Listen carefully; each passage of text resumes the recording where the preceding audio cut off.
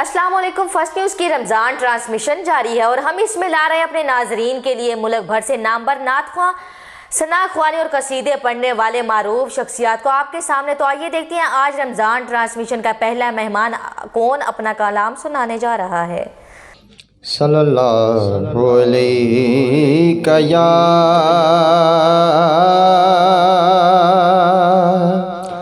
رسول اللہ وسلم علیک یا حبیب اللہ۔ وہ دیکھنے والوں سے جدا دیکھ رہا ہے،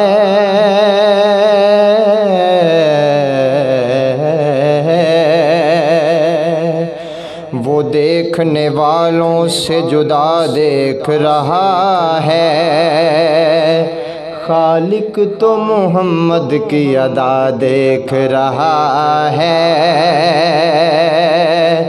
سرکار کی نظریں ہیں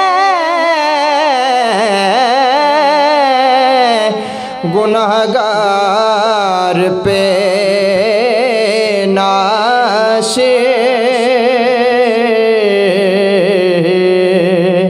سرکار کے چہرے کو خدا دیکھ رہا ہے۔ تو کجا مر کجا، تو کجا مر کجا، تو کجا مر کجا، تو کجا مر کجا، تو کجا من کجا، تو کجا مر کجا۔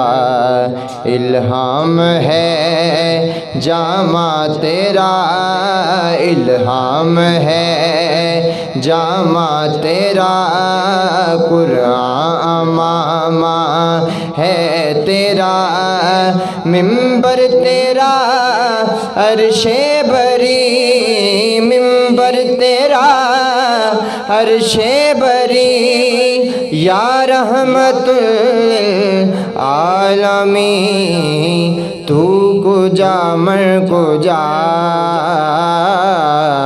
تو کجا مر کجا۔ دوریاں سامنے سے جو ہٹنے لگے، جالیوں سے نگاہیں لپٹنے لگے، دوریاں سامنے سے جو ہٹنے لگے، جالیوں سے نگاہیں لپٹنے لگے، آنسوؤں کی زبان ہو میری ترجمان، آنسوؤں کی زبان ہو میری ترجمان، دل سے نکلے صدا، تو کجا مر کجا، تو کجا مر کجا۔ تو حقیقت ہے میں صرف احساس ہوں،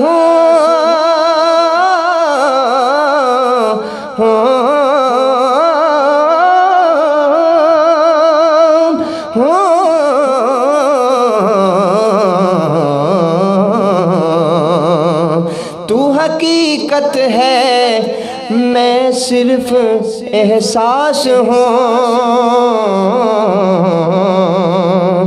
تو سمندر میں بھٹکی ہوئی پیاس ہوں، تو حقیقت ہے میں صرف احساس ہوں،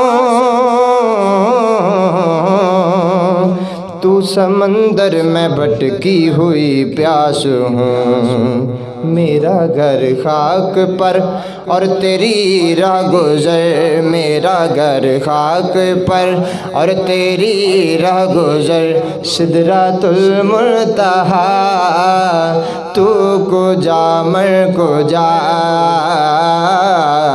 تو کجا مر کجا،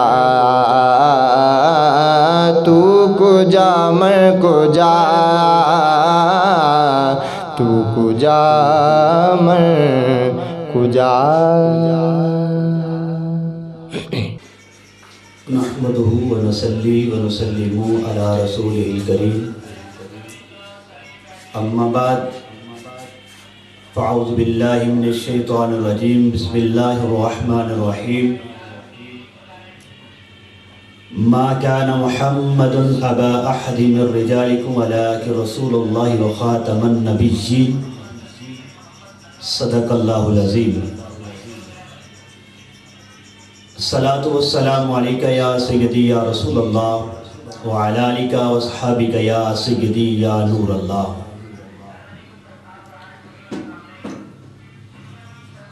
ناظرین کرام، اللہ رب العزت نے قرآن مجید اور فرقان حمید کے اندر ارشاد فرمایا، سورہ احزاب، ما كان محمد ابا احد من رجالكم ولكن رسول الله وخاتم النبيين. محمد صلی اللہ علیہ وسلم تمہارے مردوں میں سے کسی کے باپ نہیں اور اللہ کے رسول ہیں اور آخری نبی. تو آج ہم نے ختم نبوت کے موضوع پہ بات کرنی ہے. تو ختم نبوت کی بات کرنے سے پہلے یہ جو ماہ رمضان مبارک کا دوسرا عشرہ ہم پا رہے ہیں، اس کے بارے میں چند ایک دو حدیث آپ کی خدمت میں پیش کروں گا. جیسا کہ ماہ رمضان المبارک کے بارے میں نبی کریم علیہ السلام نے ارشاد فرمایا کہ ماہ رمضان کی برکات اور اس کی رحمت کے بارے میں اگر اس ماہ مقدس کے بارے میں اگر کسی کو معلوم ہو جائے تو ہر شخص یہ تمنا کرے کہ پورا سال ماہ رمضان ہو، کیونکہ اس کی برکات، اس کی رحمتیں اللہ رب العزت نے اس ماہ مقدس کے دامن میں نازل کرتی ہیں. جیسا کہ اللہ رب العزت نے ارشاد فرمایا، یا ایھا الذین آمنوا کتب علیکم الصیام کما کتب علی الذین من قبلکم لعلکم تتقون، کہ اے ایمان والو، تم پر روزے فرض کیے گئے ہیں جیسا کہ تم سے پہلوں پر فرض کیے گئے تھے تاکہ تم پرہیزگار ہو جاؤ. روزے کا مقصد تقوی، اتقاء کی دولت کو حاصل کرنا ہے، اتقاء کے نور کو حاصل کرنا ہے. جب بندہ روزہ رکھتا ہے، نبی علیہ السلام نے ارشاد فرمایا، جب ماہ رمضان مبارک کا کوئی بندہ پہلا روزہ رکھتا ہے تو اللہ رب العزت اس مہینے کے آخر دن تک اس کے تمام گناہ معاف فرما دیتا ہے، اور اس شخص کے لیے 70,000 فرشتے دعائے مغفرت کرتے رہتے ہیں. ماہ رمضان مبارک ایک عظیم اور مقدس مہینہ ہے، جس مہینے میں اگر کوئی بندہ ایک نیکی کرتا ہے، ایک نیکی کے بدلے اسے 70 نیکیوں کا اجر اللہ رب العزت عطا فرماتے ہیں. اگر کوئی اس ماہ مقدس میں نفل پڑھتا ہے تو اسے فرضوں کا ثواب اللہ رب العزت عطا فرماتے ہیں. اگر کوئی ایک فرض ادا کرتا ہے تو ایک فرض کے بدلے اللہ رب العزت 70 فرضوں کا اجر عطا فرماتا ہے. تو ماہ مقدس، یہ ماہ جو صیام ہے، اس کی برکات اور اس کی فضیلت تو بہت ہی زیادہ ہے. جیسا کہ نبی کریم علیہ السلام نے ارشاد فرمایا کہ ماہ رمضان مبارک میں مومن کا رزق بڑھا دیا جاتا ہے، اور اس میں جو عبادت کرتا ہے، سجدہ قیام کرتا ہے، ہر سجدے کے عوض اللہ 1500 نیکیاں عطا فرماتا ہے۔ جیسا کہ بیت المقدس، خانہ کعبہ، اگر ہم ادھر جائیں تو وہاں پہ رحمتوں کا نزول ہوتا ہے، تو کسی نے اس کی فضیلت کے بارے میں یوں ترجمہ کیا کہ مکہ معظمہ میں خانہ کعبہ، ادھر رحمتیں اور برکتیں نازل ہوتی ہیں، ادھر برکتیں نازل ہوتی ہیں۔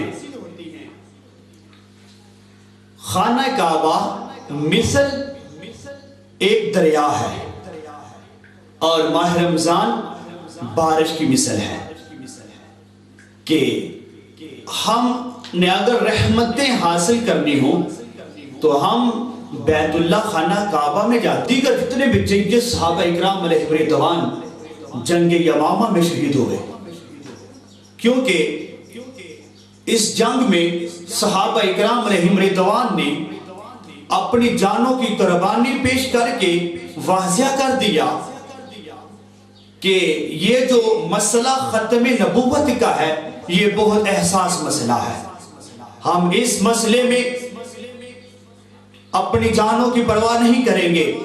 اس جنگ میں سب سے پہلے شہید حضرت حبیب رضی اللہ تعالی عنہ ہیں، وہ صحابی رسول ہیں کہ جنہوں نے جنگ یمامہ میں منکرین ختم نبوت سے ایسی ٹکر لگائی، ایسی بہادری دکھائی کہ جب مسلمہ کذاب نے، ان کے لوگوں نے حضرت حبیب رضی اللہ تعالی عنہ کو گرفتار کر کے ان کی عدالت میں پیش کیا گیا، تو مسلمہ کذاب نے کہا کہ کیا تم یہ کہتے ہو کہ محمد صلی اللہ علیہ وسلم اللہ کے رسول ہیں؟ تو حضرت حبیب رضی اللہ تعالیٰ عنہ فرماتے کہ ہاں، میں گواہی دیتا ہوں کہ محمد صلی اللہ علیہ وسلم اللہ کے آخری نبی ہیں۔ تو پھر کہنے لگا کیا یہ گواہی دیتے ہو کہ میں اللہ کا نبی ہوں؟ آپ نے فرمایا کہ میں سنتا نہیں ہوں، میں ایسی بات کو جانتا نہیں ہوں، میں نہیں کہتا کہ آپ آخری نبی ہو، بس مجھے اتنا پتا ہے میں آخری نبی محمد رسول اللہ صلی اللہ علیہ وسلم ہے۔ اس نے بہت زیادہ دھمکیاں دی، اس نے کہا میں ایسا کر دوں گا، ویسا کر دوں گا، لیکن صحابی رسول نے اپنی جان کی پرواہ نہیں کی۔ اس کا ایک بازو کٹا، اس نے پھر پوچھا کیا میں نبی ہوں؟ اس نے کہا نہیں، نبی محمد رسول اللہ صلی اللہ علیہ وسلم ہے، میں گواہی دیتا ہوں کہ اللہ کا پیغمبر آخری نبی ہیں۔ تو اس نے اس کا دوسرا بازو بھی کٹ دیا، پھر اس کے پاؤں بھی اس نے کاٹ دیے، پھر اس کی آنکھیں بھی نکال دی گئی، یہاں تک کہ اس کے جسم کے ٹکڑے ٹکڑے کر دیے گئے۔ تو لیکن اس کی زبان پہ یہی لفظ جاری تھے کہ اگر میں گواہی دیتا ہوں تو آخری پیغمبر محمد رسول اللہ صلی اللہ علیہ وسلم کی ختم نبوت کی گواہی دیتا ہوں کہ اس کے بعد کوئی نبی نہیں آئے گا۔ اور بھی صحابہ اکرام نے، ایک صحابی رسول جس کا پاؤں کٹ گیا لیکن پھر بھی میدان سے پیچھے نہیں ہٹا، اس نے کیا کیا؟ اپنے کٹے ہوئے پاؤں کو پکڑا اور ان منکرین ختم نبوت کے ایک آدمی کے منہ پہ مارا تو اس کی وہاں پہ ہی موت واقع ہو گئی۔ تو ناظرین کرام، یہ ختم نبوت کے بارے میں نبی علیہ السلام نے ارشاد فرمایا میری امت میں 30 کذاب دجال فتنے پیدا ہوں گے، 30 کذاب ہوں گے، ان میں سے آج کے دور میں سب سے بڑا فتنہ مرزا قادیانی کا ہے۔ تو ہمیں ان سے بائیکاٹ کرنا ہوگا، آج اگر ہم قادیانیوں سے بائیکاٹ کریں گے تو گنبد خضرا کے اندر محبوب علیہ السلام خوش ہو جائیں گے. کل قیامت کے دن محبوب علیہ السلام اس کی شفاعت فرمائیں گے. اگر روح زمین پہ کوئی مسلمان کسی قادیانی سے تعلق قائم کرتا ہے، اس سے سلام لیتا ہے، اس سے میل جول رکھتا ہے، تو گنبد خضرا کے اندر نبی علیہ السلام کو تکلیف اور اذیت پہنچاتا ہے. تو ہم نے محبوب علیہ السلام کو اذیت نہیں پہنچانی، ہم نے محبوب علیہ السلام کو راضی کرنا ہے. تو اس کو راضی کرنے کے لیے ہم نے قادیانیوں سے بائیکاٹ کرنا ہے، ان کی تمام اشیاء سے بائیکاٹ کرنا ہے. تب ہم بھی ایک ہی نعرہ لگائیں گے جو جنگ یمامہ میں صحابہ نے نعرہ لگایا تھا، یا محمد یا محمد. انہوں نے نبی علیہ السلام کو پکار کر اتنا ان کے اندر جذبہ پیدا ہوا کہ نبی علیہ السلام کے نعرے کو بلند کرتے گئے اور منکرین ختم نبوت کو قتل و غارت کرتے گئے. تو ناظرین کرام، دعائے کہ اللہ رب العزت نبی علیہ السلام کی ختم نبوت پہ ہم سب کو مر مٹنے کی توفیق عطا فرمائے. وما توفیقی الا باللہ.